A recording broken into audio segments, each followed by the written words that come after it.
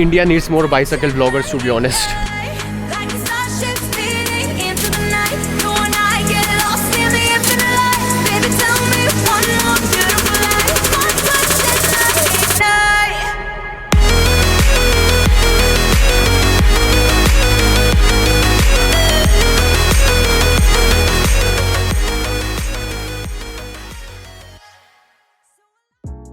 Alright, so by far the toughest thing about traveling as a student is getting permission from your parents to actually travel, and especially if you're living in India, then it's quite a tough thing to do. I know that myself.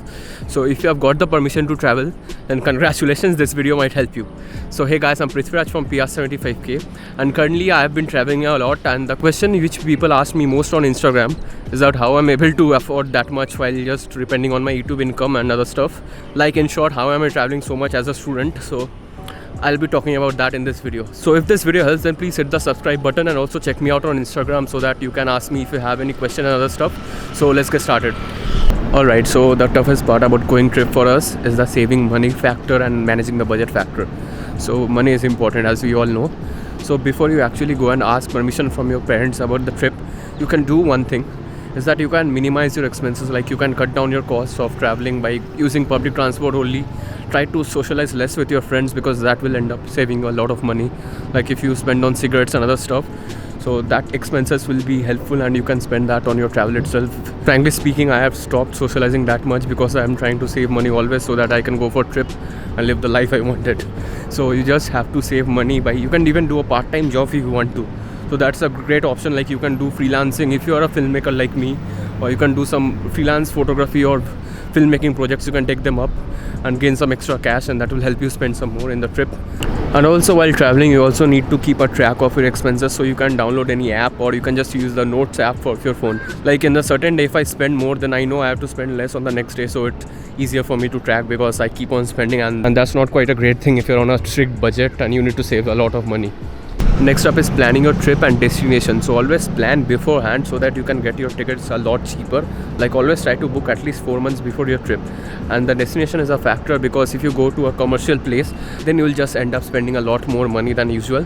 So try and search for offbeat places where people don't go much. So if you're a blogger, then always try for offbeat places, because those are unexplored places and you will find a less number of tourists. So that's also a good thing. So try offbeat places, as it will be cheaper as per your stay and accommodation goes and everything in total. So in case you want to go to any commercial place, then try off season, because at that time you might face a little less tourists. So that might be helpful, and might be a little less expensive, although I don't think so, but you can still try on. So you have got two things to keep in mind. Firstly, offbeat places, and the next thing is off season. So many a times this thing might even be tougher than actually saving money to travel. Like, the next point is traveling in a group. If you are traveling in a group, then you save a lot of money. Like, the cab fare gets split, the hotel accommodation gets split, and what all. And it's also a lot fun if you're traveling in a group rather than solo, so you should try that out. But I know if you're a college student, then most of your friends are broke and they might not want to travel, and most of them are rather snakes, I guess. So it's quite tough, I know, but if you can travel in a group, then you're gonna have a great time over there. So this place is quite awesome. I should come here more often. So the next up is transportation. So you can save a lot of money while transportation, because the roadway connectivity of India is great. Like, you can get buses directly from Delhi to Himachal, in case you are living in Delhi and want to travel to Himachal. So you can have really cheap buses to go to Himachal itself, so you can save a lot.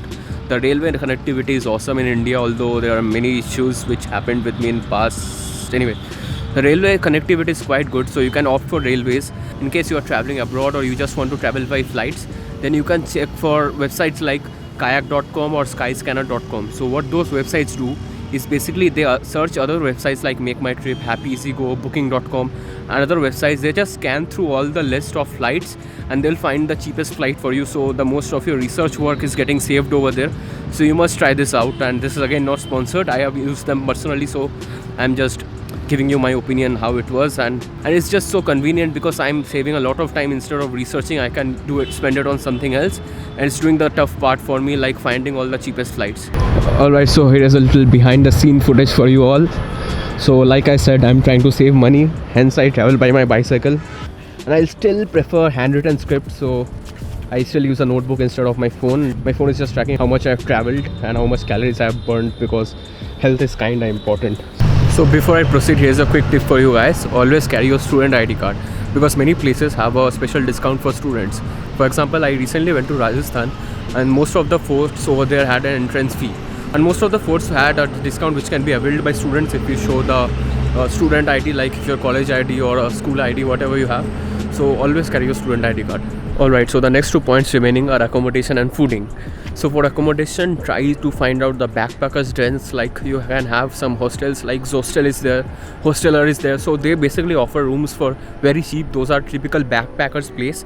So you should know the difference between backpacker and a tourist. Tourist is mostly the luxurious one and backpackers are broke like us. So try for some backpackers place.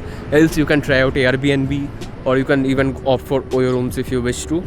Else you can try one more thing which is called couch surfing. Like you can stay with locals, so you have to ask them, make friends with them. But I kind of don't feel secure many a times because I'm always having a lot of gear with me, so security is kind of a major factor which I have to keep in mind. Hence I don't do couch surfing, or even while picking up hotel as well, I don't just go for the cheapest one I get. I always keep security in my mind. And as far as fooding goes, always go local. Don't go to any restaurants and other stuff. You can go for street foods and dhabas and places like that. So recently I've been to Shillong and there was a place called Police Bazaar. So the vlog will also be out soon, so stay subscribed for that. So in that place the street foods were amazing. So we spent the most of the day eating street foods, and it's quite cheap and tasty as well. So you should try that out. So the conclusion part. Spend less and don't ask much money from your parents before going for the actual trip. Try doing a part-time job. Destination, search for offbeat places and go off-season. Plan beforehand. Find the cheapest medium for transport. While booking flights, try kayak.com and skyscanner.com. Travel in a group if possible. Stay at any backpackers hostel. Don't aim for anything luxurious. Go local when it comes to food, and always carry your student ID card. So that's pretty much it for this video. So I hope you must have found something helpful from this video. So if you did, then please hit the subscribe button because it does help me a lot, and it will also help you get my future uploads. If you hit the like button, I'll appreciate a lot. And for any queries and other stuff, you can leave a comment down below or simply ask me on Instagram. So thanks for watching, and I'll catch you in the next one. Till then, hasta la vista.